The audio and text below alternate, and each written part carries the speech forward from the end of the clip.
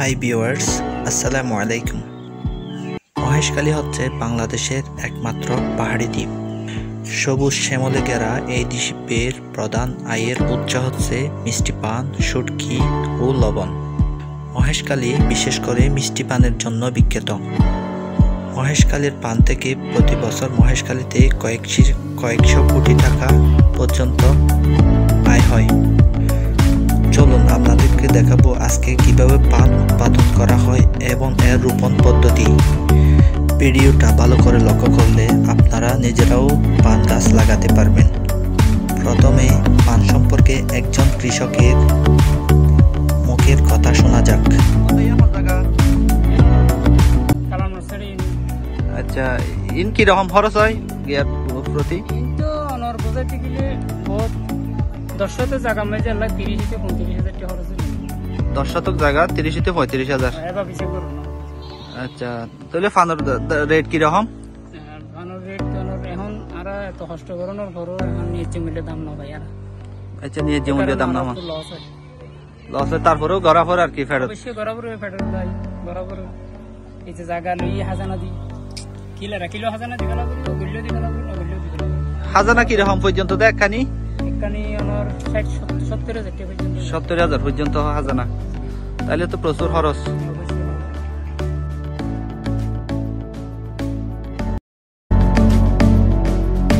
পানে যাতে রোদের আলো না লাগে সেজন্য সন দিয়ে ভালো করে ঠিক করে নিতে হবে।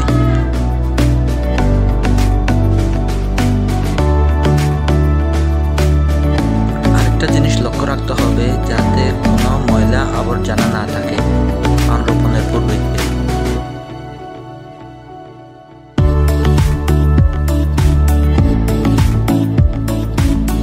মাটি সুন্দরভাবে কেটে সেটিকে আটি আকারে তৈরি করে নিতে হবে যাতে পান গাছ লাগাতে সহজ হয়।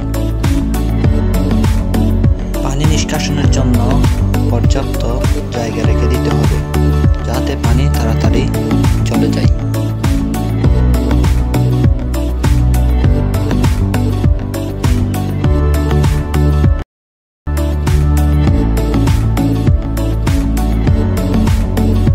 বৃষ্টির দিনে পানের বরজ লাগাতে হলে আপনাদেরকে পলিথিনের ব্যবস্থা করতে হবে। ঠিক এইভাবেই পলিথিন দিয়ে মুড়িয়ে রাখতে হবে যাতে বৃষ্টির পানি না ঢুকে।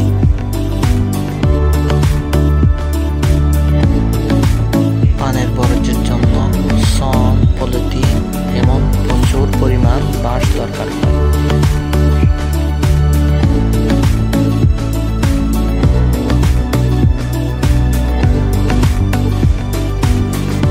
বরজ লাগানোর জন্য প্রথমে আপনাদেরকে সুন্দর পরিপুষ্ট পানের আগা সংগ্রহ করতে হবে।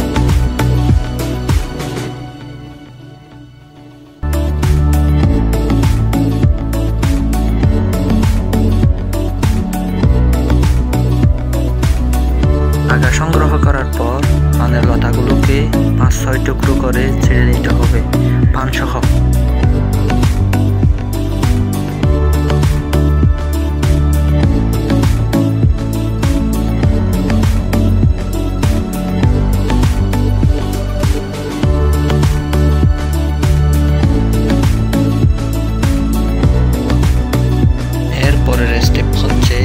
পানের আটিগুলি ঠিক এভাবে কাদা মাটির সাথে মিশিয়ে নিতে হবে। মাটি লাগাতে হবে গোড়ায়।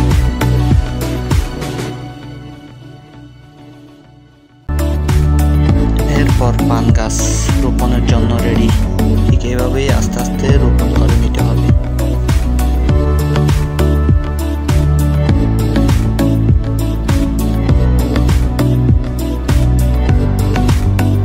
মাটিগুলোকে ভালোভাবে শক্ত করে দিতে হবে যাতে গোড়ায় পানি না জমে।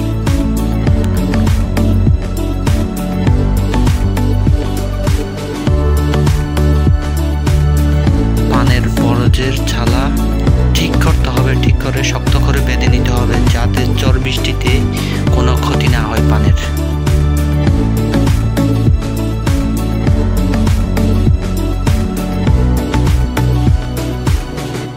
সৌন্দর্য বর্ধনের জন্য অনেক কৃষক অনেক বিভিন্ন ধরনের গাছ রোপণ করে থাকে। এটাই একটা উদাহরণ।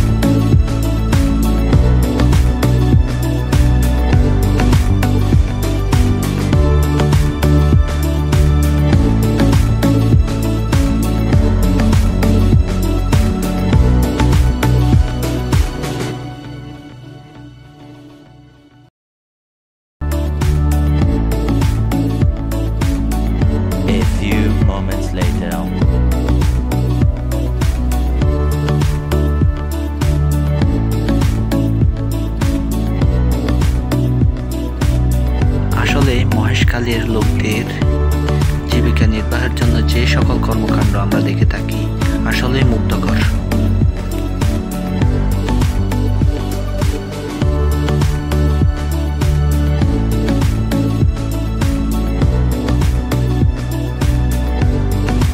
সম্পূর্ণ পান গাছ উঠতে সময় লাগে 40 থেকে 45 দিন এবং পান ছিঁড়তে সময় লাগে প্রায় 2 মাসের মতো।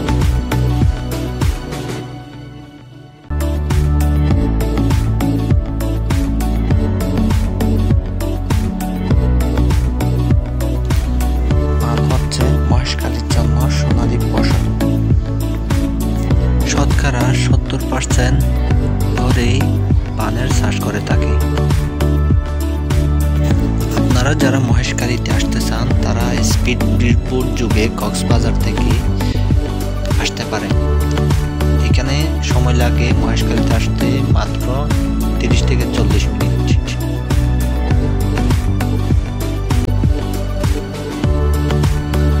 Please like, comment, share. আর যারা আমাদের চ্যানেল এখনো সাবস্ক্রাইব করেন নাই তারা দয়া করে সাবস্ক্রাইব করে দিবেন এবং আমাদের সাথে থাকেন।